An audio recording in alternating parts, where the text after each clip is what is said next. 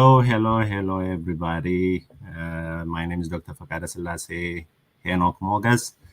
So today is going to be our second session about U.S. residency application process, and probably most of you might have listened and watched our part one discussion with my esteemed guest, Dr. Miriam Parker. So I'll try to introduce my guest to most of you if you are not familiar with her. So Dr. Miriam Parker has been an internal medicine program director for the past 25 years. And she was working at Atlanta Medical Center. Currently, she has founded an organization called IMG Specialties PLC, and she has been helping many individuals over the past many years, giving opportunities to train under her in her residency program. And now she is assisting people in another way. She is assisting people by mentoring and working with them with their application process and everything. So I will give the opportunity to Dr. Parker to introduce herself further, and we will start our discussion right away. Thank you so much, Dr. Parker, for coming and joining me here again. It's a real pleasure to have you here. Well, thank you so much for having me. I suspect that many of you know who I am, but as was already mentioned, right now we're in the midst of a busy application season, and everybody is trying to get their ARIS applications, their personal statements, etc., completed.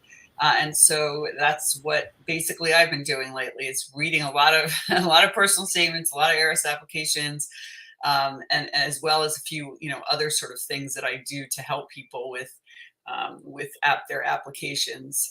And so I'm here because there's many of you who have issues with or who want to talk about potential red flags on their application. And so we were thinking about which topics might be most helpful for people, and so I went with this one for our first sort of follow-up session. So I hope it provides some guidance for you and gives you some ideas about how to address these things. Thank you so much again, Dr. Parker. Actually, our first discussion was very fruitful, I think, because many people have reached out to me after the conclusion of our first discussion. And many ideas have come to my mind to be addressed in the coming sessions, which we are planning to do with you in the coming couple of months until this application process is concluded. And thank you so much, because whatever experience you have shared with us was really vital to many individuals, especially who were not really familiar with the U.S. residency application process and the matching process. So thank you again for your contribution. So like you mentioned at the beginning, today we have picked a topic of red flags. There are many things which might be considered as red flags for different individuals. What is red flag for me may not be a red flag to others, but today we will be focusing, in the next 1 hour, we'll be focusing about which ideas or which things are mainly considered as red flags and how we should go about them and things like that. So let's go ahead and start with the first question. So can you kindly list the common red flags which might be considered as potential threats by program directors? Sure. So, the most common red flags are scores, have to do with scores. And in the situation of all of you, since you're not in a situation with being an osteopath and looking for COMLEX, it's all USMLE scores. It's step 1, it's step 2, it's potentially step 3. And for the most part, people are concerned about failures, so first attempts, sometimes even second attempts, and then the actual score. So I would say that is really the first red flag that is important, and probably in the work that I do is responsible for, at least 60-70% of the red flag discussions that I have. The next one would be breaks in one's sort of education, one's involvement of clinical work. And so there's an application where there may be a significant gap where you're not doing clinical work that needs to be somehow addressed. There are some, and I don't find this very often for people who are coming from other countries, but there are individuals who have failures on their application in terms of repeated coursework, or some kind of unprofessionalism that's noted in their profile, for instance, in their MSPE. And those are usually, honestly, we see that more on with US students, but those would be potential red flags too. The other one is year of graduation, which ends up being another one I probably discuss, after USMLE issues. The year of graduation is probably the thing that I discuss most, in terms of how do we discuss this? How do we try to, show that there's actually value in the fact that some time has elapsed, and or how do we justify the time that's elapsed? And then there are some other things that I would say would be distinctly unusual, but there are issues where, for instance, if you had a problem with a match violation in the past, which generally has to do with concerns about, dishonesty, integrity in the match, and your USMLE score page is tagged as having a problem, as having a prior match violation, that's a big issue, for reasons that I think you could all understand. And then finally, uncommonly, but sometimes people have some kind of misdemeanors or even felony convictions. And so in our country, typically what I would see as a program director is every once in a while across my desk, there would be someone who had an alcohol related incident, and they would have a DUI, and that would appear on the application. And then you have to sort of, figure out how you feel about those applicants, as a program director. People that have been terminated or have resigned from programs, again, not related to this particular group of people that I'm speaking with today, but I do get consulted from individuals who are reapplying to programs and were terminated or resigned from their programs. Usually resignation is a way that the program, without terminating you, just asks you nicely if you'd rather resign. And so those are specific issues, very complicated issues, and not uncommon. So that's really the sum of it. The other thing that I would say, which, people ask me is a red flag, and maybe we can talk about this more if someone asks about it, is individuals who trained in other specialties and are now deciding that, they were surgeons and now they want to do family medicine. They were OB and now they want to do internal medicine, or whatever the transition is. It's not really, I don't think of it as a red flag, but I do think of it as something that needs to be explained in the application. So there you have it. Those are a very comprehensive list, I think, of things that could be considered red flags. You have just put them in a very beautiful and summarized manner, but we will try to look into each one of them one by one in a little bit detail. And if somebody is asking, like you mentioned, we can also go ahead and address those questions related to those red flags. So, the first important thing you mentioned is about scores, right? So, number one, low scores. Actually, that's kind of something which is a curse, I would say. Like, if you end up, scoring very low in a USMLE examination, then that sticks with you. It's not going to expire for 7 years, and there is no way you can improve on it and things like that. And then, that might hurt your application really badly, right? So not only first attempt, second attempt, and all that. So I remember, Dr. Parker, some of my friends struggling too much just because they failed with one of the exam, and most importantly, it was the CS exam, because people give a lot of time, invest a lot of energy, time for step 1 and step 2 CK, but they used to undermine step 2 CS, and they prepare for a week or two and they fail it. And then once they fail it, they stuck with it, and it becomes hard to really match into a residency program. So let's talk about what people should do when they are preparing to take their exam, particularly CK in our case right now, because step 1 is passing on or fail. and what should they do to avoid these complications, either failure or start getting stuck with a very low score. So what's your take on that? Right. So if you look at the data for what program, one of the major things that most programs, not all specialties, but the majority of programs will look at now that they don't have your part one really to look at in terms of a score. So the name of the game is just to pass it, right?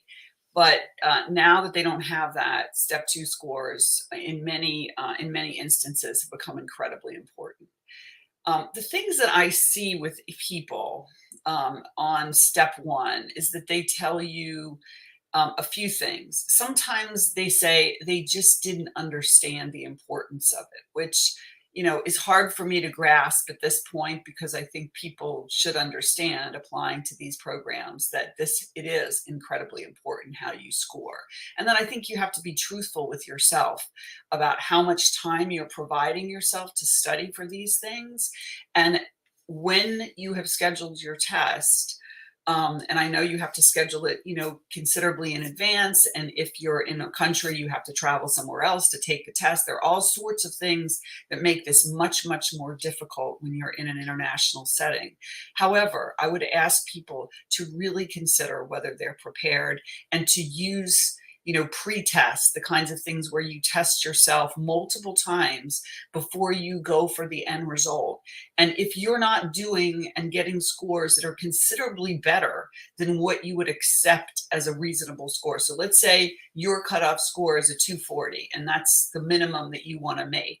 Then while you're taking your practice test, you should be scoring higher than 240s. Because really there's going to be, test related anxiety. There's going to be other things that you can't control. The tests that are given that are the standardized tests may not be exactly the kinds of things the same kinds of questions, although similar, that you get on your practice exams. So the individuals that I've seen who are very, very successful, that is how they approach it. They approach it methodically. They often have study partners if that's something that works for them. They stay on track, and they leave plenty of time at the end of their study efforts to review material that is unfamiliar to them and to really go back and do a comprehensive review. So I always feel really bad when people say, well, I knew that I wasn't really ready, but I took the exam anyway. And I do understand that there's a whole confluence of things. You've paid the money, maybe you can't reschedule. I'm not really sure about those sorts of logistics. But if there's any way that those of you who are now in the process of studying, if you can make sure that you do all these things and you really are honest with yourself about where you are, don't take that test if you're not ready for it. It will come back to haunt you, and you will spend years potentially trying to overcome that. I think that's a very valid point. So the most important thing I would say is to know yourself and what works for you the best. Because, there are many Facebook forums and other groups, Telegram groups and all that. There are many, I would say, crazy people who come and tell you, I took CK in 3 months and I scored 280.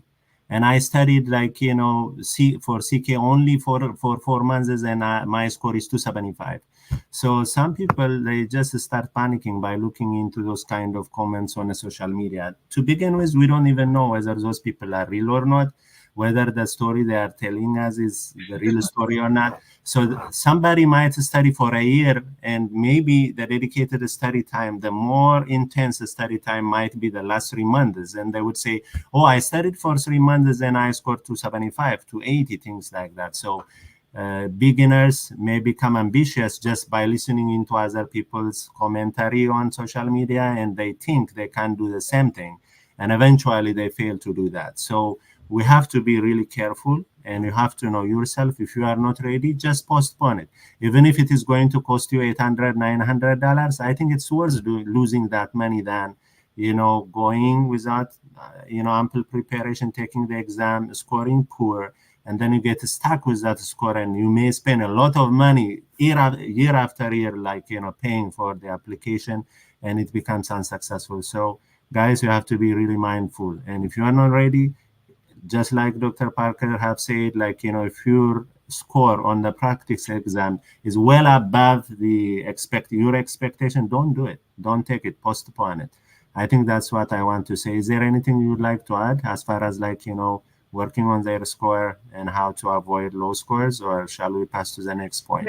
No, I would just reiterate the fact that in individuals that I have coached that have gotten superlative scores, I have always asked them how they prepared, and they prepared in a comprehensive way over a long period of time. So don't believe people who tell you that they were able to do it in 3 months.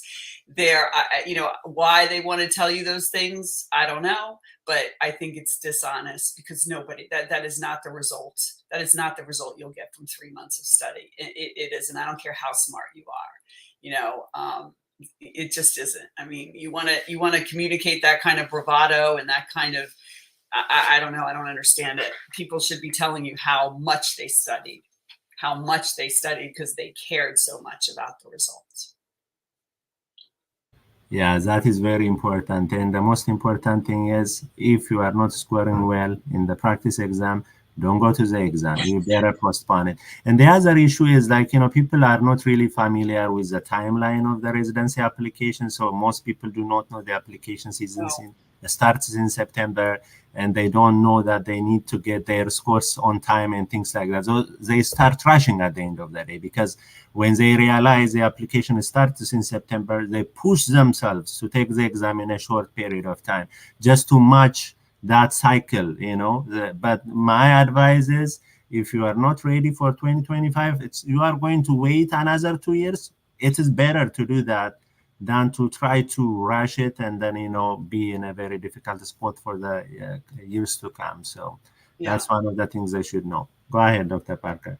No, that's absolutely true. I have some people who are trying to write their applications now, and they don't even have their step 2, or they decided to take step 3 and they don't have their score.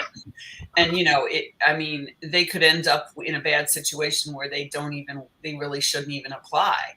So they really haven't, sort of paced everything out appropriately. Yes, I think the step has to be maintained. So the horse has or to the be cart.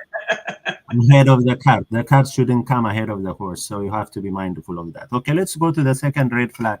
So changing specialties, especially for IMGs who are coming from other countries, this is very important. I'm a prime example because, I used to be a surgeon, then I decided to go to internal medicine. I remember the amount of time I have invested to convince program directors to believe me that I really want to do internal medicine. That was not an easy job, because in every single interview, the first question they would ask me is like, you are an esteemed surgeon, you have accomplished a lot, you have been an assistant professor. So why do you want to change from surgery to internal medicine? So I have to do a very good job to convince them. Otherwise, I would have been out of job until now. So go ahead and discuss about your expertise, your advices for those people who are planning to change specialties. Well, above and beyond everything else, and I'll say this, I've said this before, is ensuring integrity with your application.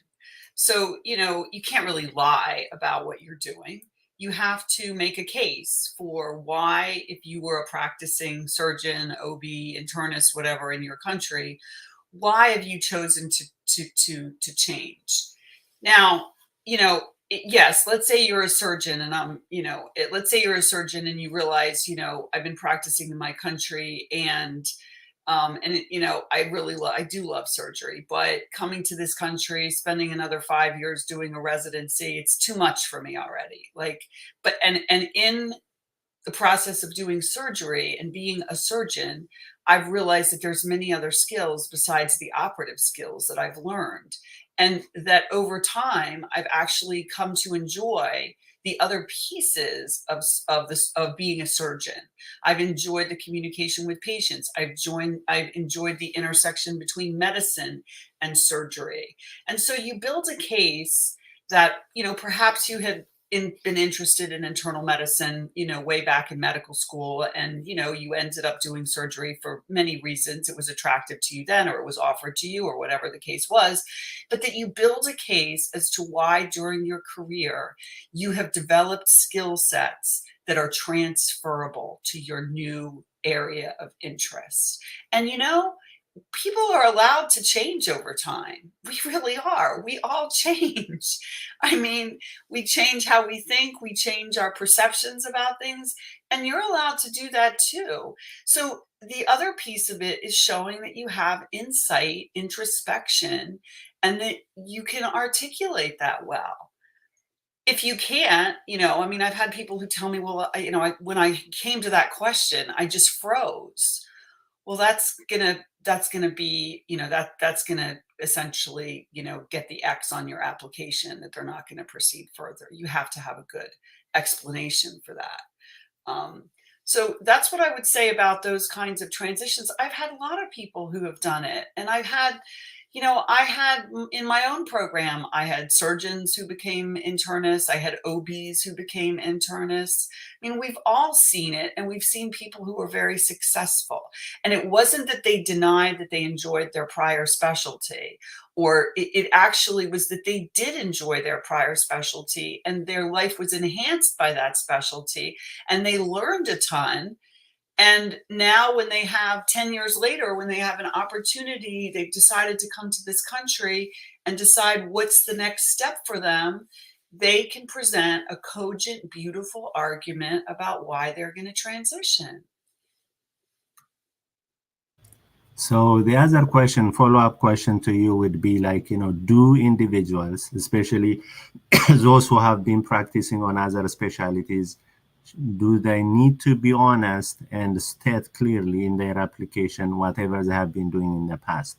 Because many people reach out to me, they ask me this question, whether they have to hide it or whether they have to really what shall I say, like, they some of them, they get an advice so that they skip that part of their professional career from their application. How do you see that? Is it advisable, or is it something which shouldn't happen?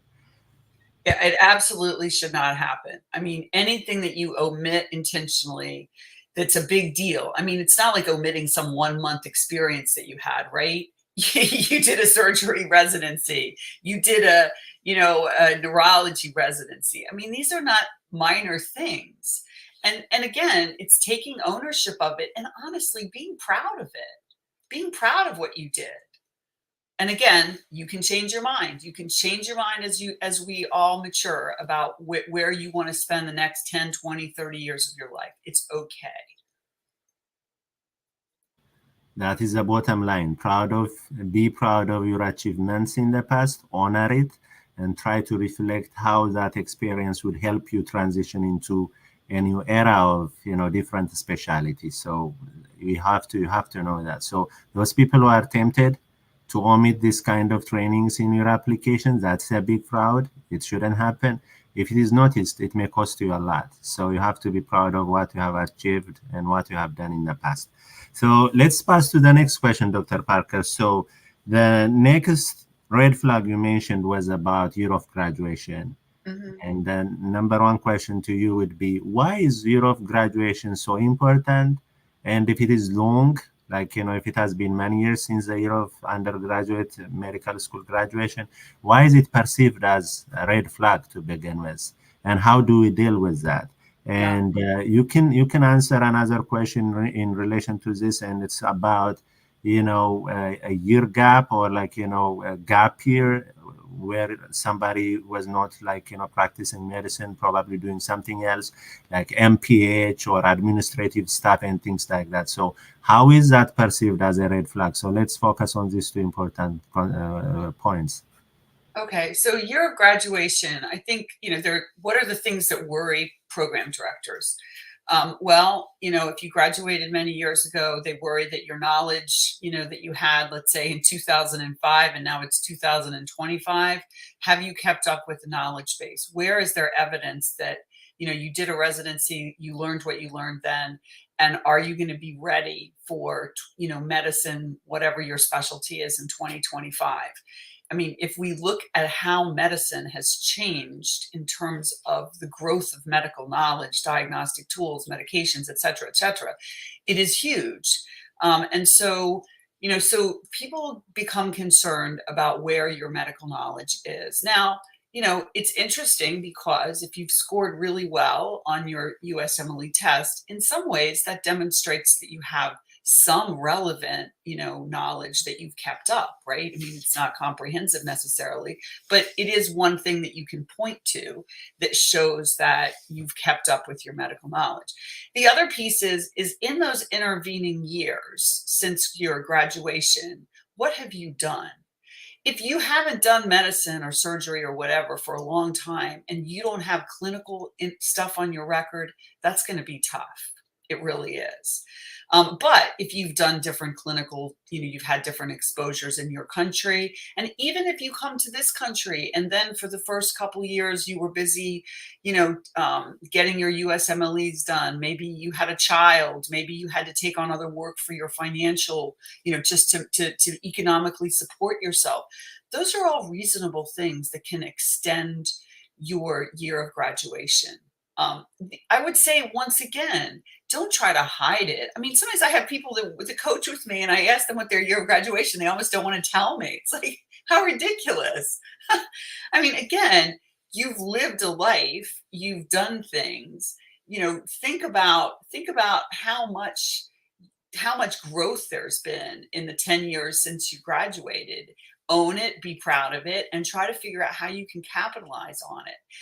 Even if you've held some other job, let's say that was outside of medicine, was there an element of professionalism in that job? I'm sure there was. Leadership, teamwork, things like that are transferable skills that may not be exactly the same, but my gosh, can really transfer into medicine. So you have to discuss it. You'll have to discuss the fact that you think that the time away in certain ways, may have been detrimental to you, but in other ways, it's actually, grown you into a more mature, competent individual who is ready for the next step in their journey. So it's a lot about, if you feel embarrassed about it, that's going to come across in your interview. You have to own that. Yes, thank you so much, Dr. Parker. You have beautifully put it. So I have one experience. One of my best friends, during her interview process, one of the questions she got was about her volunteer activity she did during her gap years, because she used to volunteer in an institution where autistic children were taught and helped and assisted. So she used to volunteer in that place. And the program director in one of the places was very keen about it. And he just was focusing mainly in her interview about what she did, why she was interested to help those autistic kids and things like that. So even if you have that gap year, a year or two, while you are preparing for a SML examination, you might have done something in between other than studying. You might have volunteered. You have to talk about that, and people would see and realize you haven't been sitting idle. You have been contributing in somehow, some way, right? So even if you assume it's low paying job or anything, it could be anything. That shows your character as well, right? So Right. somebody who have been professor is now willing to work as a telemonitor technician for some time, or they may have been working as an Uber driver or a security officer, whatever. If you mention it in your application, if you have to, then that shows your versatility, your acceptance to situations, your adaptability, and things like that, because that proves your character. So I think people should realize whatever experience may help you, and in fact may get you into a very big opportunity. That's how I see it. What do you think about this, Dr. Parker? Yeah, I mean, I totally agree. I actually think that sometimes, I mean, I know I did. I would focus on some of the volunteer activities they did because it was more interesting to me to talk about than I would say, they did a rotation, in a doctor's office. All right, big deal. I mean, it is a big deal, but I was interested. And lately, when, for instance, lately I counseled someone who had come from another country, had moved to Canada, and was working on improving her application. And when she first came to Canada, she was actually in French Canada, and she actually couldn't get some volunteer work because she didn't speak French. Now, she enrolled in French school and tried to learn French, But ultimately then COVID came and there was a problem and she couldn't pursue that. Anyway, long story short, they moved to another area in Canada where French was no longer the language, and they were in an area where there were a lot of indigenous population. And I said, have you thought about doing some volunteer work for an indigenous foundation? She said, no. I said, that's a great thing. I mean, how many program directors are not going to want to talk about that? So if you can also find things, I mean, this is an aside, but when you look for volunteer opportunities, look for things that you think might not that have interest for the program director. I'm not telling you to do that. I'm talking about, you know, interesting things that you would find interesting, and that by virtue of the fact that you would probably find them interesting, so too would other people. You know, and they don't have to be purely medicine. Let's say in your country, you know how you know how to, I don't know, play table tennis, or you know how to play chess. Go and see if there's a local club with some kids that you can go teach them this stuff. You know, it's just interesting. It shows your humanity. It shows your interest in service, in education, in just helping other people. So look for those kind of opportunities, because many of you have those skills that you don't even, I mean, I've talked to people, and after I spoke with them, they said, oh, I didn't even know that I could put that down on my application, or that would be of interest. Of course it's an interest, because you're applying for a position as a doctor, but you're also applying as a person, as an individual. And I don't want people that have had all the same kind of experiences. I'm much more interested, or I used to be interested, in individuals that had some unique experiences and could really discuss them, and what they learned from them. That's beautiful. That's very true, Dr. Parker. Thank you. So can we say a little bit about, like, those people who have been working in MPH and things like that, so moved a little bit from clinical practice, but they have been, doing their training in MPH, probably did PhD in things related to, public health and things like that. So what do you say if those individuals decide to come back to clinical medicine and practice medicine after so many years? So how should they really address those issues, and how should they go about their application for residency? Well, typically, people that end up going into research are because they came to this country, and instead of becoming, I mean, this has been my experience anyway, instead of becoming telemetry technicians, they chose to go a research route. And so that they could, provide an income, and they could stay in the medical field. They could advance research. They could learn research skills. They could, they could also sort of like just advancing your skill set. While you're doing these kinds of, while you have these opportunities, you also have opportunities to build your professionalism. So you have opportunities to, to engage in teamwork and leadership and all of those things, which again are not soft skills. These are important skills that can transfer into medicine. And so you have the opportunity to talk about them. But I would caution people who were completely invested in just doing research, is that you find some way during that period to engage in some kind of clinical work, even if it's, on the weekends, something that can show that you continue to connect with people in that fashion. That's a very helpful thing to have, I think, done. Thank you so much, Dr. Parker. So, I mean, like, we kind of have addressed the most important ones. I mean, like, these are the most important red flags which people mention to me when they reach out to me in private. So if there are any further questions, we will take from the public, from our attendees. But before that, so should we address red flags in our application, number one? And number two, if the answer is yes, then, like, what are the ways whereby we can address our red flags in our application without hurting our chance of matching? Right. So yes, you absolutely should address serious red flags in your application. And I mean serious red flags. I have sometimes people who say, I got a 220 on my USMLE. Should I address that? And I would say probably not. You don't want to call more attention to a passing score. unless it was, just over the, over the limit, maybe right over the failing. So serious red flags, yes, you should address them. You should address them succinctly, and you should address them in my mind in a very specific manner.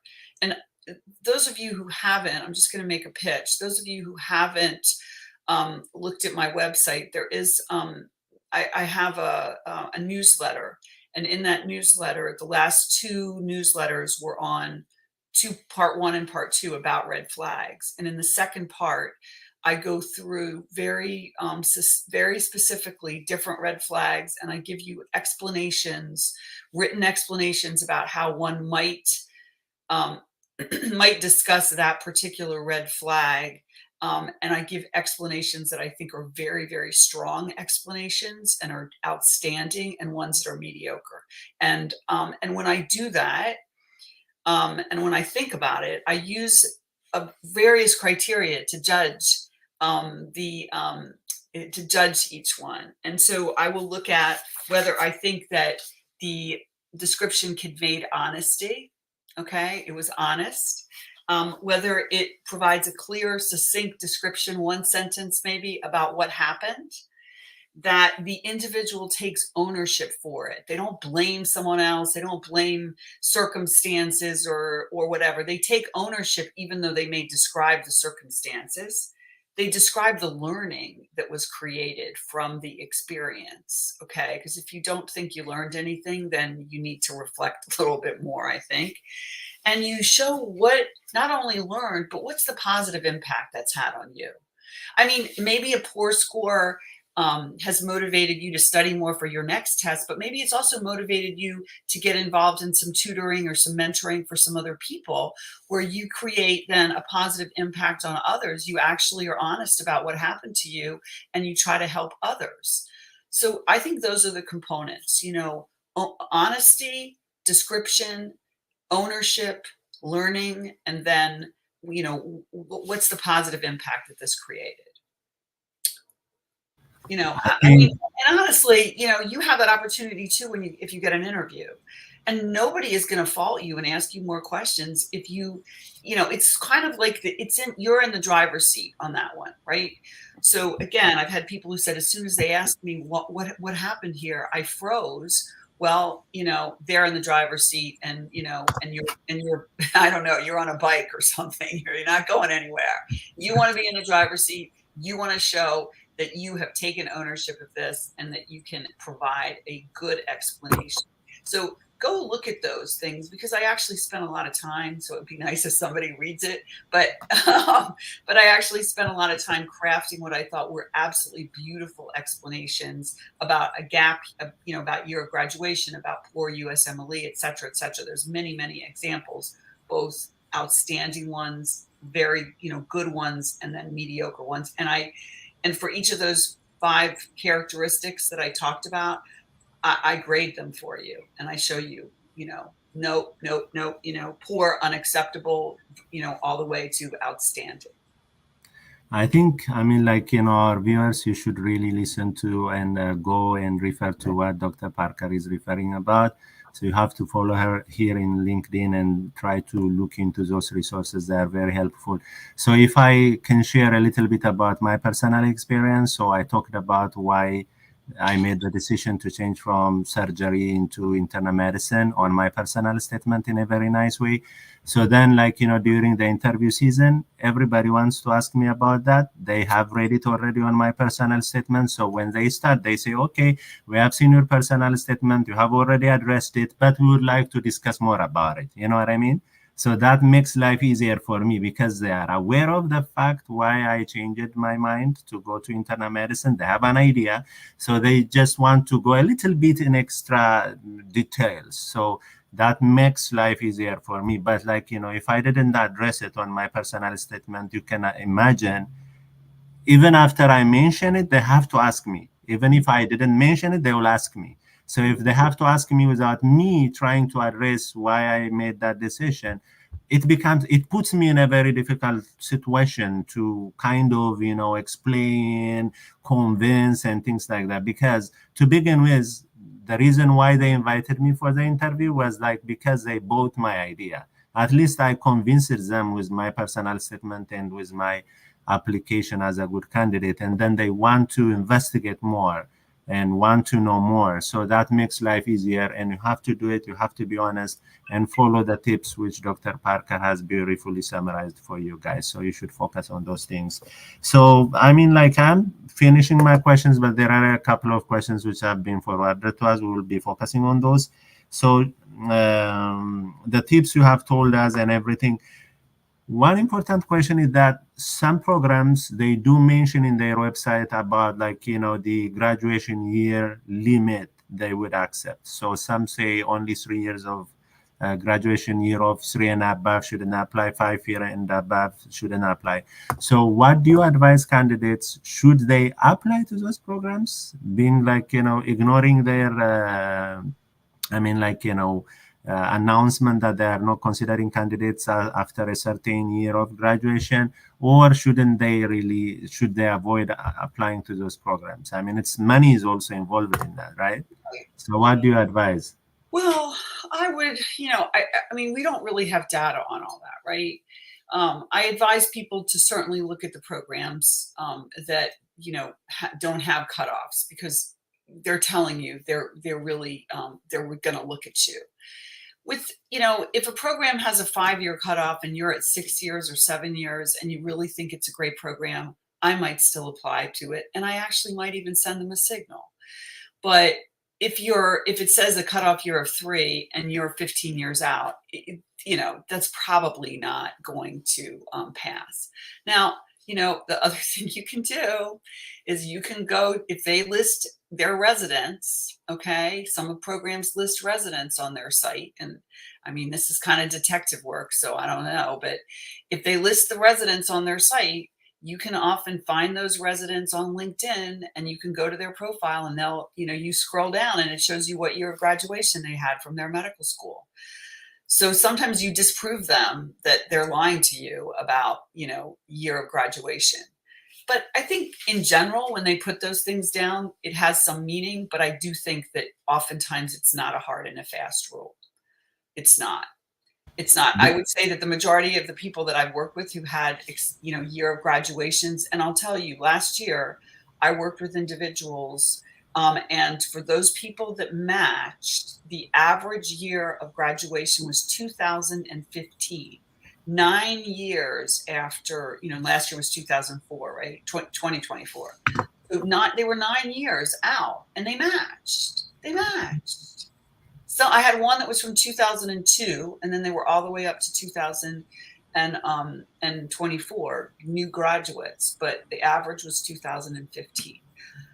Many of them matched in places where they had, the programs did not care about cutoffs, or they were new programs that were really looking for decent candidates, and they were gonna, they would let that go. Sometimes in a new program where they're looking for people that have experience, that could be actually to their advantage, because they would prefer someone who actually has some real life experience, even if it's in Ethiopia or Iran or wherever. To have a new program, and as a program director, have all new interns that are straight out of medical school and, pardon me, don't know crap, that's tough. You have to hold their hand. You have to read every note. You have to do everything. If you have experienced doctors, you still have that obligation as an attending to review everything, but your life can be a little bit easier. And guess what? As program directors, we like our lives to be a little bit easier. I think so. You have many things to take care of in your table, so you need to get that advantage of recruiting those people with rich experience from somewhere else. Yeah. Actually, I know many programs in New York, to be honest with you, who offer pre-match. And the majority of those programs, believe me, they recruit individuals who are changing specialties. They are recruiting individuals who have got many years of service. They don't really care about year of graduation and everything. So remember, year of graduation being older, is not like, always a red flag. Actually, it could also be an advantage in certain places. So Yeah. you have to see that in this sense. So you don't have to panic. When I matched, my year of graduation was 12 years. So that means if I did it after 12 years plus I switched specialty, then there is no reason why you cannot do it. So you have to really stay positive, stay focused, and try to focus on those things which are in your hand. Some of the facts you cannot change. Year of graduation, whether you cry about it, whether you have sleepless nights about it, you are not going to change it. Focus on other things which you can focus. Okay. Yeah. So I think I wanted to make one other comment that that was just mentioned, is that when they ask you've laid it out on somewhere in your application, and sometimes it comes in your personal statement, sometimes it might be in the extraordinary circumstances, the impactful experiences. It may come in one of those two places in your application. But when you're given the opportunity, when the program director then asks you, tell me about this, I think the best initial response is, I'm so glad that you asked me that question. It just I'm so glad you asked the question. If you hadn't, I was actually going to bring it up because I wanted to make sure you understood. Bingo. It's just even more transparency. You're not trying to hide anything. So, little advice. Yes, excellent. It's not only mentioning, it's also knowing how to say it, the language to use, and how to describe it, and being passionate about it, and being confident when you explain about those circumstances and things like that will take you a long way. So I think those were the questions which I have for you today. But there are a couple of questions which are forwarded. One of them you can read it. I have already displayed it. I would like to ask if academic expulsion in medical school because of failing one major course and after readmission then completing medical school is a good grade, a red flag. So that somebody has been expelled from medical school for failing a major subject, but they got readmitted, finished successfully. So would that be a red flag? And there is a follow-up question related to that. And does the amount of years you spent in medical school matter in matching? So well, it's interesting. Well, let me address the first question. So yes, that's a red flag. You got kicked out of a medical school. I mean, it is a red flag. So again, let's go back. You're honest about the fact that it happened. You provide a description of why that happened. Maybe you were too immature. Maybe you had a family member who was gravely ill, and you chose to take care of that individual rather than attend to your studies. And it resulted in a failure. You have to be able to explain why you flunked out of medical school, why you failed that thing, and why they decided to expel you from medical school. And then, of course, it is that you reapplied to a different medical school because you had that passion and you weren't going to let that deter you. So it demonstrates your resilience. And then, it's like I was in a very different place in my life when I reapplied. I had thought about my experience. I was not going to let that happen again. I was able to commit myself 100% to my coursework. And I ended up graduating along with everybody else with good grades and with a clean record. And it's something that I'm really proud of. Of course, I wish that I had been able to do that the first time, but that's water under the bridge. That didn't happen. And I hope that you can judge me on my extensive course in medical school on my second attempt, because that's to me what really should matter. That's what matters to me. There you go. Excellent. At least they have proved that they progressed from that. They learned from their mistake, or whatever bad experience, circumstance they had, they moved forward from it, they learned from it, they achieved more. And that kind of, that somehow would prove to anybody that you are able to do it if you are given other chances. And probably something like that may not happen in your lifetime in the future, right? So that's a good point. So the other question is, other than medical academic gaps, are there other red flags from the MSPE? Well, the MSPE is interesting because different places provide different amounts of detail. So in the US, there's a lot of, I mean, you know, there's a standard part in the MSPE that everybody is supposed to complete that says, you know, when you started, when you ended, did the person take any gaps, did they fail anything, and stuff like that. So that should be standard. And so if there is something that is glaring that happens to an individual, if they had to repeat coursework, or if they had an extension for some reason in their program, that will go in that section. The rest of the MSPE, man, I have seen such variety in those MSPEs that it would make your head spin. The MSPE is supposed to start with a description of some highlights about you.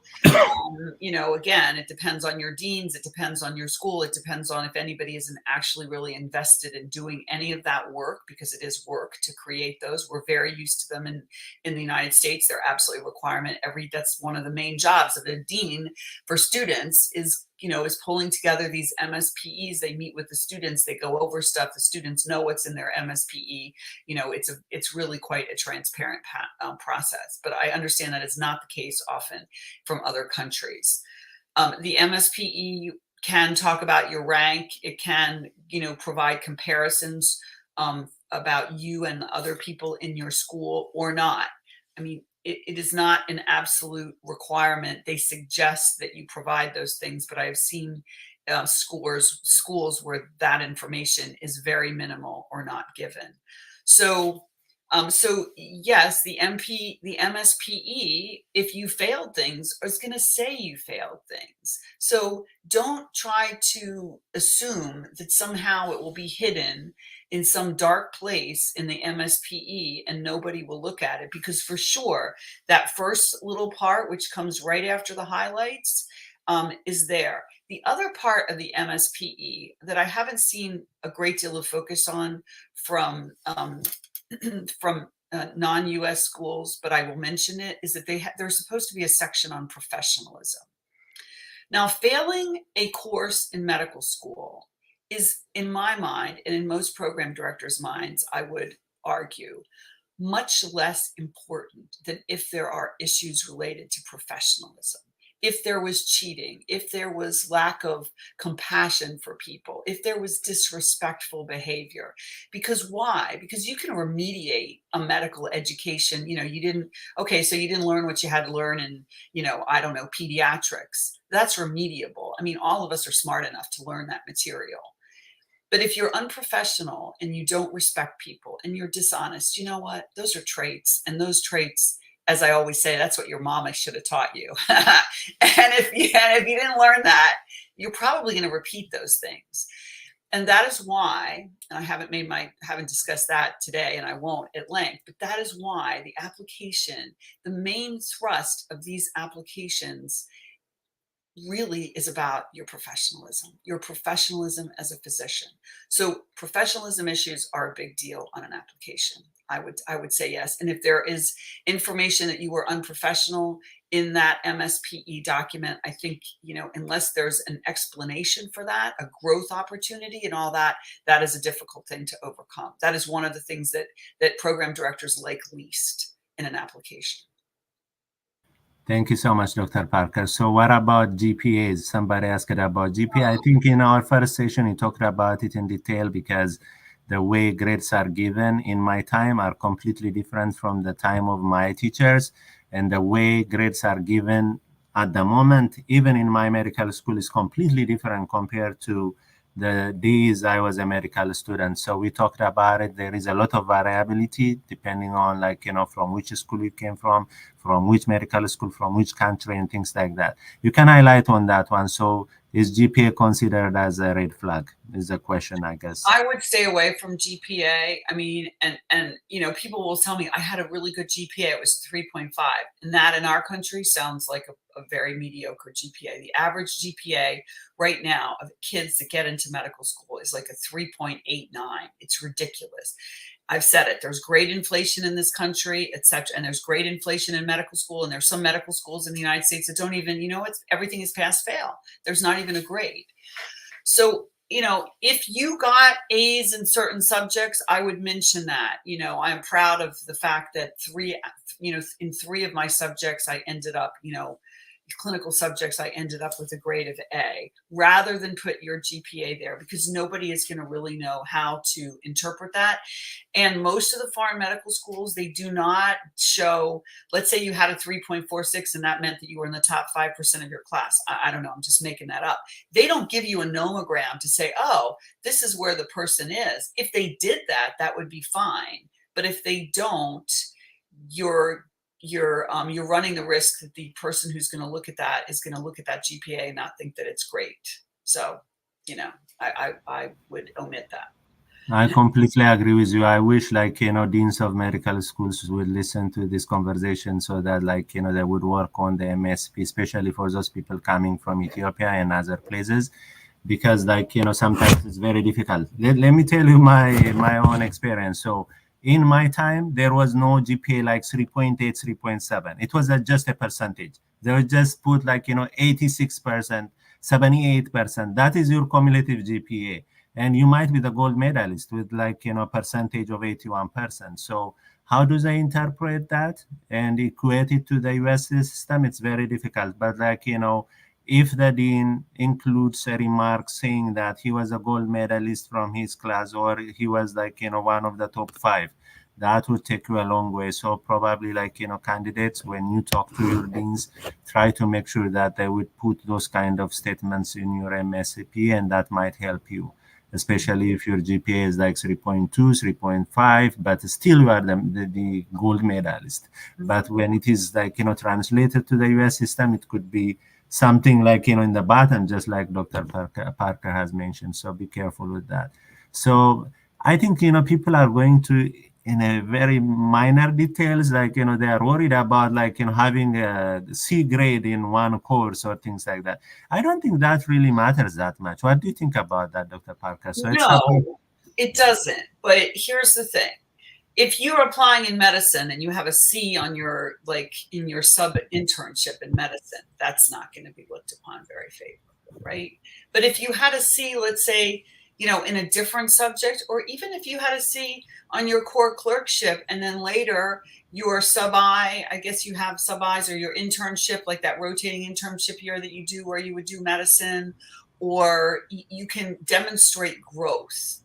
You could demonstrate, so if asked about it, you could say, and usually you see the MSPEs in the United States, the individuals who write these letters would say something like, so-and-so, got off to, somewhat of a slow start in their third year of their initial year of clinical rotations.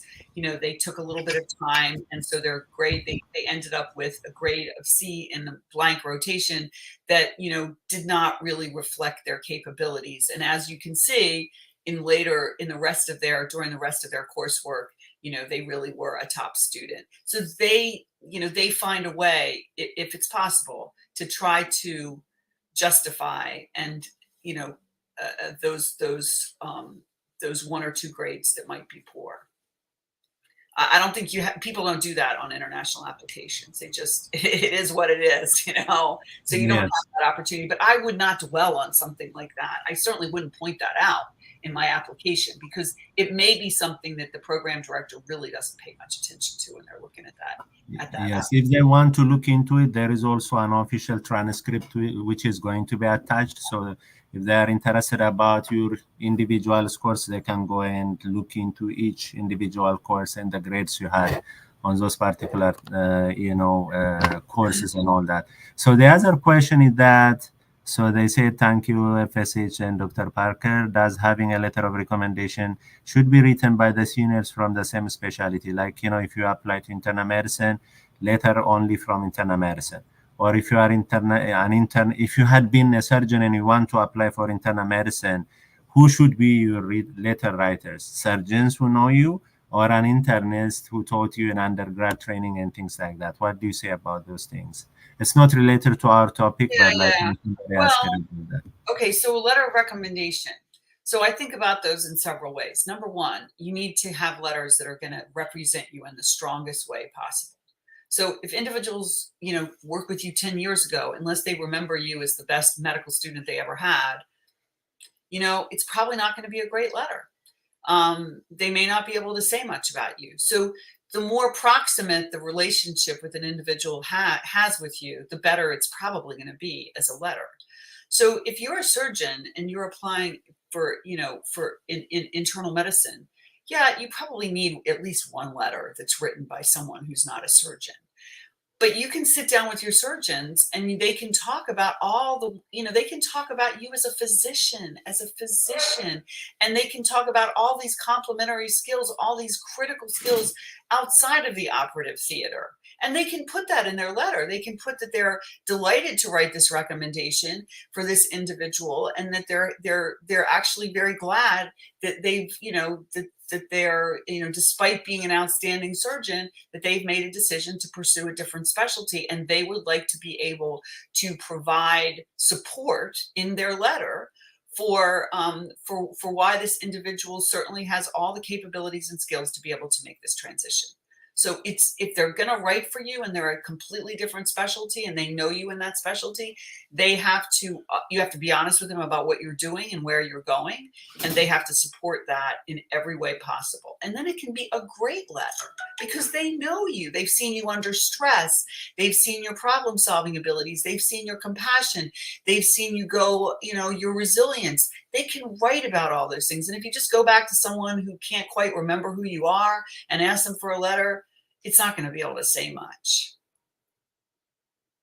I think that is the bottom line, because most people reach out to me. Some of them, I don't know them. They have never worked with me, but they just ask me to write letter of recommendation. So I always try to remind them a letter of recommendation should come from somebody who worked with them. It could be somebody who worked with them in Ethiopia. It could be someone who worked with them in India, Pakistan, wherever it is. So somebody who is familiar to that person should be the letter writer, not somebody who is living in the US and has no knowledge about that person. So that would be considered as fraud, and it doesn't good look to the letter writers, and those letters would be put under a question mark. Where do you know this guy? The number one question would be, where do you know Dr. Parker? She lives in Atlanta, you live in Ethiopia. So how did you guys meet? When did you get the chance to work with her? Things like that. So you will put yourself under unnecessary scrutiny. So instead of that, try to get a letter, whoever is that person, wherever that person is located. So whoever knows you should write a letter.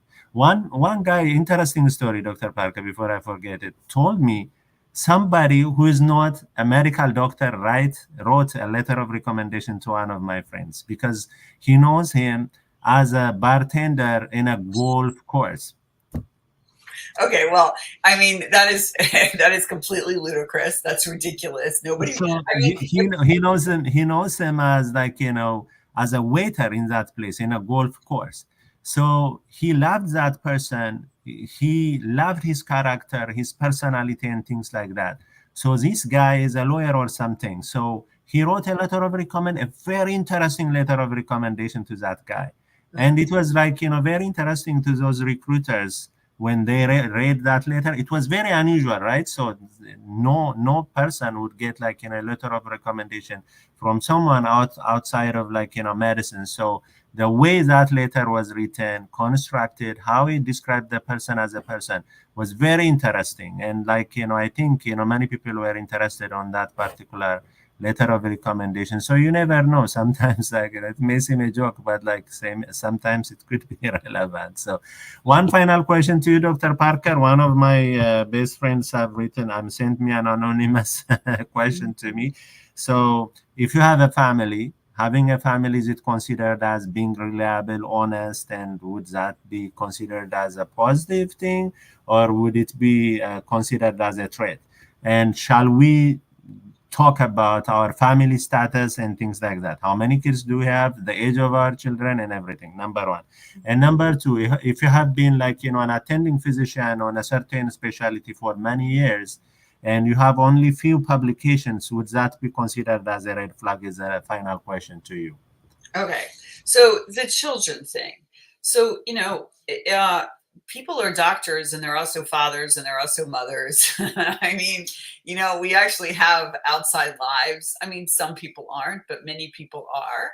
And so, my take is, it can be a very nice thing to disclose. Okay. Now, having said that, if you're going to enter a surgical program, if you're looking for a surgical program, I don't think you probably should disclose when you talk about your family that you have 2 toddlers under 2 years old. That's probably not a good idea. Okay. So you just don't, if you discuss your family, I think the nice thing about a family, whether, husband, wife, whatever, is you talk about how much they support you, that they are your mutual support network. And so that when you come to the United States, they are coming with you. And that, you have gratitude for that. The other thing is, I've had people write about their experiences, fathers or mothers, and how it's taught them greater compassion. Lord knows it teaches you patience. I mean, if you have a kid and you haven't learned to be more patient, then, I'm not sure. I certainly learned a lot of patience, and it took me a long time in certain ways. But, it really is, I mean, it's a unique experience, just like residency is a unique experience being a parent. And there are a ton of life lessons. I would argue there's probably more life lessons from being a parent than there is from being a physician. So don't hide it, but don't, but demonstrate that it's a supportive thing. And that you've been blessed with children, if you've been blessed with children and you wanted children and all that. And, and just, it just shows sort of a little bit more, it shows a little bit more about you. Just don't use it as a negative. And I tell you, I mean, I've had people who I interviewed, and I have a way of interviewing where people start feeling very comfortable with me, and they start telling me all this crap. They tell me they're about ready to get divorced. They tell me they're pregnant, and I don't know they're pregnant. I mean, listen, don't tell people those things. They don't need to know, because somebody tells me they've just gotten divorced and they're trying to, have a child, and they're trying to go between 2 cities. You know what? I said, I don't really want that person in my program. Now, should I have used that as a reason not to take them or not to rank them highly? You could say yes or no. But my point was, this is going to be a problem for me. Again, what am I trying to do as a program director? Make my life easier, not have problems. And so I'm going to see that as a problematic thing. Actually, in principle, during ERAS application in interview season, no program director has a right to ask you about your family history, your personal life, your marital status, and things like that. Unless you would like to volunteer, there is no way they should ask you directly. It's a violation, actually, right? As far as I know, it's a violation. And you can decline answering these questions if you want to. But like as a candidate, you would be in a very difficult situation. Some people may ask you, you know what I mean? They know it's a violation, but they have the upper hand. They are giving you a job. You are seeking for a job opportunity. So, but it is a violation, and most people, nobody will ask you those questions, and don't volunteer unless it is really important in some way. So that's very important. So Dr. Parker, this is the last question. I'm so sorry I said that would be the last question, but this is the one I displayed. What is your advice on mentioning on ERAS CV home residency that was not completed and is in a different specialty from the one I am applying for? So for example, somebody who was doing orthopedics residency has decided to stop and move to internal medicine, something like that. We have kind of addressed it, right? So similar to what we did. So, I mean, absolutely. You put it down on your application. Don't hide it. Again, it's integrity.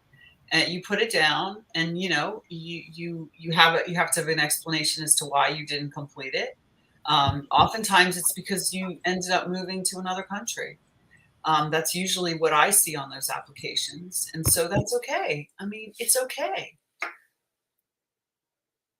Last year, one of my friends actually have stopped, he quitted his orthopedics residency in Ethiopia, and he successfully matched to internal medicine. So he's an intern in internal medicine this year. So we exactly had the same conversation. So I told him, I advised him to go ahead and put it in his application. He did it.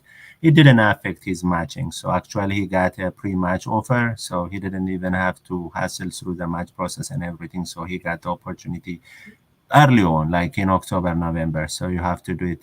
Thank you so much, Dr. Parker. I am so sorry. I have taken 9 more units from your valuable time. I really appreciate the time you take to come over here and discuss these important concepts and ideas with me and share it with our, applying candidates. I appreciate it. I appreciate it. Thank you so much for the opportunity you have given me. And one most important thing before you go, so people have to know that you are offering, this mentorship and mentorship service through this IMG Specialties LLC. I know that many people have reached out to me after our first session. Some of them, they have signed up, and I believe people would continue to sign up. So it's not only ERAS application preparation and personal statement review, but Dr. Parker also offers guidance in how to prepare for interview and things like that. So you can still go ahead and sign up for her services. It's very valuable. I recommend it. I highly recommend it, especially those people who are concerned about red flags and everything. I think you should work with Dr. Parker. And the other thing I would advise you guys is that when you write personal statements, don't write 10 pages. That's not possible. There is no personal statement. I will throw it into a garbage bin. I'm so sorry. If you give me 10 pages of personal statement, I don't have time for that because program directors receive 4,000, 5,000 applications. And if you imagine if they have to read 5 pages per person, it's going to be 25,000 pages. And that's very, very busy. Yeah, easy calculation. So to the maximum, it shouldn't be more than a page. And the shorter, the better. If you describe it in a very few words, in a very beautiful way, that will take you a long way. So can you highlight a little bit about the services you are offering and some of the advices you should tell those people who are signing up with you? Right. So the most common things that people work with me for is their personal statements, their ERAS applications, especially the specific experiences that they choose to highlight and describe as meaningful. And then once we move into really October, to get help with how do you interview. Because as I've said before, getting an interview, the criteria for getting an interview are very different than the criteria for ranking a candidate.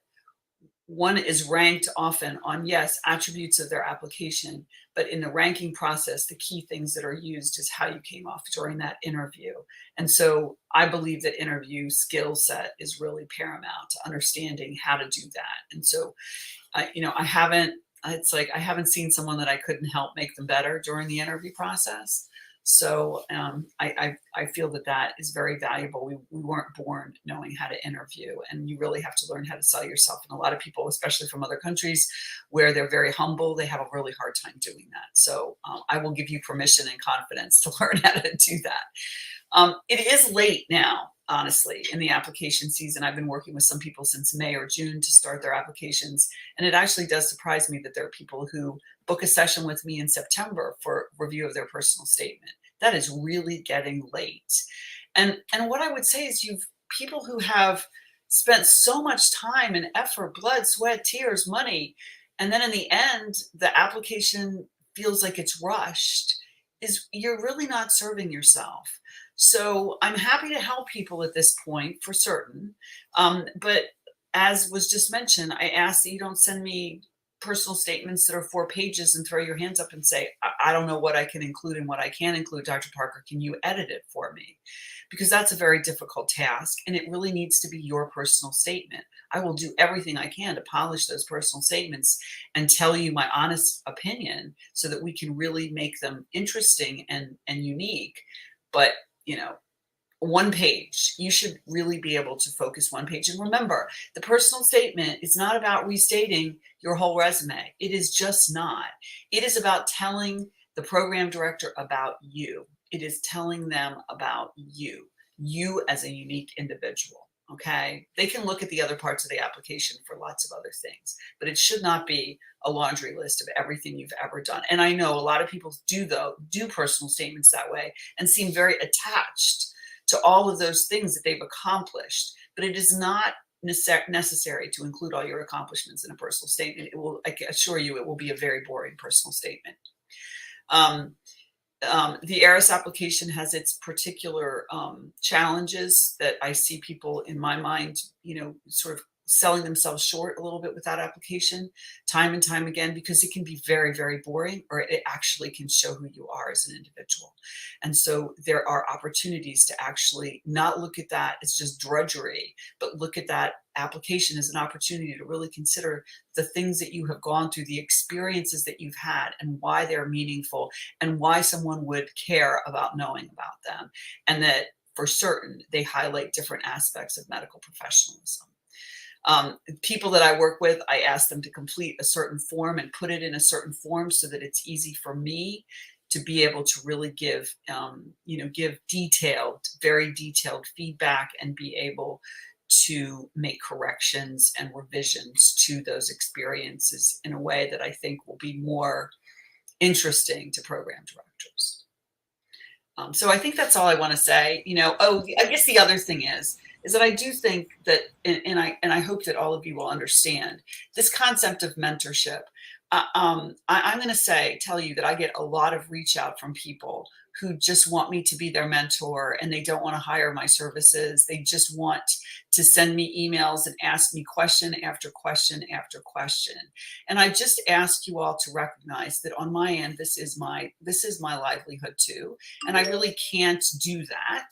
I don't have the bandwidth to mentor people in that intense way over and over again. So I'm happy for you to engage my services. And I think those of people who have worked with me understand my commitment to you as an individual. But I ask that that there be respect in that regard. That's it. Yes, that is very important, actually, Dr. Parker. You shouldn't really waste your time. You are busy, I know that. I took an hour and 15 minutes from your very valuable time, but it's for a good cause. And those of you who are listening either now on live session or later on, if you are watching the recorded session, I encourage you to sign up for Dr. Parker services, not because I am promoting her services, but I know at a personal level how committed she is. And with her rich experience, she can really enrich your application and increase your chances of matching. And the testimony, you can just go ahead and look into her website and see the testimonies given from those individuals who utilized her services last year and who have successfully matched. In some of them are matching in a very difficult, highly competitive specialties like dermatology, even with a very long year of graduation. I know because he's my best friend. He was even senior to me in the undergraduate years. So, and he successfully matched, even though he has a lot of experience and all that back home and other places. But it's not easy. And you have helped those individuals to successfully match to their dream program. So I encourage you, honestly, I encourage you to sign up and try to. I know there is cost involved, but it's worth investing on such issues to increase your chances. Dr. Parker, thank you so much. I can't thank you enough. So just like we planned, maybe, we'll have another session on letter of recommendations. The way I see it, people ask about letter of recommendation question after question. So probably another next session would be on letter of recommendations, what kind of letter to get, who would be the letter writer, who would be who can write it, who shouldn't write it, and things related to letter of recommendation. Thank you for today. If there is anything you'd like to say, go ahead, say it. Otherwise, we'll conclude here. No, just thank you all. Thank you for your attention. And I look forward to having more individuals matched in the coming year. That's my goal. It will definitely happen. I believe in you. So thank you so much. Have a blessed week and have a blessed rest of your day, Dr. Parker. You too. Bye-bye. I will say a few words about the process and everything in Amharic for Ethiopian applicants, and I will conclude. Have a blessed day, Dr. Parker. Bye-bye. እሺ ክቡራን ኢትዮጵያውያን ሐኪሞች በያላችሁበት እንግዲህ ሰላምታ ይድረሳችሁ። አሁን ትንሽ የወፎ ያልኩኝ ያው በእንግሊዘኛ እንድሳከሩ ቶርቸር አድርጌያለሁ ራሴን። Anyway, it was a very beautiful discussion with Dr. Parker. I'm really glad to have her in my sessions, and this discussion is going to stay with us for a long time, for the years to come. whether we do these kind of sessions next year or not, it doesn't matter. People can refer to these discussions and they can benefit out of it. ስለዚህ እኔ የምላችሁ ምንድነው ኢትዮጵያውያን ወንድሞቼ እህቶቼ እንድታውቁ የምፈልገው ነገር ምንድነው በተለይ ሬድ ፍላግ አለብን ብላችሁ የምትጨነቁ ይሄ አይነት ችግር አለ year of graduation ይረዝመዋል ስፔሻሊቲ ሊቀየር ነው እንደዚህ ወድቄ ያውቃለሁ ምናምን ብቻ የሚያጨናንቁ ነገሮች ያሉባችሁ ወንድሞቻችን እህቶቻችን I think በተለይ ደግሞ በሰሜን አሜሪካ የምትኖሩ ከሆነ ካናዳ ወይንም ደግሞ አውስትራሊያ ዩሮፕ ምናምን የምትኖሩ ሪሶርስ ሊኖራችሁ ይችላል ሚኒመም አንደኛው ኮምፕሬሄንሲቭ ፓኬጅ $600 ወይም $650 ነውና from experience ለምሳሌ አሁን በዚህ አመት አፕሊኬሽን ላይ ገብታችሁ ማች ሳታረጉ ቀርታችሁ ለኔክስት ይር ከእንደገና ለፕሮሰሱ ከምትከፍሉ ይልቅ በዚህ አመት ላይ ያንን $650 ኢንቨስት አድርጋችሁ ኦን ታይም ሰርቪሱን ተጠቅማችሁበት ከዛ with her support እና ጋይዳንስ የተሻለ እድል መፍጠር ብትሞክሩ በጣም ጥሩ ነው እላችኋለሁ ያው ከዶክተር ፓርከር ጋር መስራት 100% ማች እንድታረጉ ያስችላል ብዬ 100% እየተናገርኩ አይደለም ላይክ ወይንም ደግሞ ጋራንቲ ነው ያልኳችሁ ባይሆንም እንደሚረዳችሁ ግን በጣም እርግጠኛ ነኝ because at a personal level በምን ያህል ኮሚትመንት እና ዴዲኬሽን ሰዎችን እያገዘችና እየረዳች እንደሆነ ስለማውቅ ቴስቲሞኒስ መስጠት ስለምችል ነው በርቱ እግዚአብሔር ይርዳችሁ ሬድ ፍላግ የሚመስላችሁ ነገር ሁሉ ኦቨርፓስ የምታረጉበት ሜካኒዝም አለ መንገድ አለ just stay positive stay honest እና ፕሮፌሽናሊዝማችሁን ኮምፕሮማይዝ አታድርጉ ከዛ ደግሞ ዋናው ደግሞ በጸሎት አምናለሁ ጸሎት ይረዳል እንደየመናታችሁ ፈጣሪያችሁ እንዲረዳችሁ እንትንበሉ እና በዚህ መልኩ እግዚአብሔር ሐሳባችሁ ሁሉ ተሳክቶላችሁ ሰክሰስፉል ሆናችሁ ኔክስት ይር እንድንገናኝ እምነቴና ተስፋዬ ነው መልካም ምኞቴም ነው ሰላሙን ሁሉ ዶክተር ፈቃደ ስላሴ ነኝ በሌላ ሴሽን እስክንገናኝ ድረስ እነዚህ ሴሽኖች ግን ብዙ ሰው እንዲያያቸው ሊንክድኢን ላይ ያለውን ሪፖስት አድርጉት ዩቲዩብ ላይ ያለውንም ሪፖስት አድርጉት እና በዚህ መልኩ አግዙን ማለት ነው ሰላሙን ሁሉ መልካም ቀን ይሁንላችሁ ባይ ባይ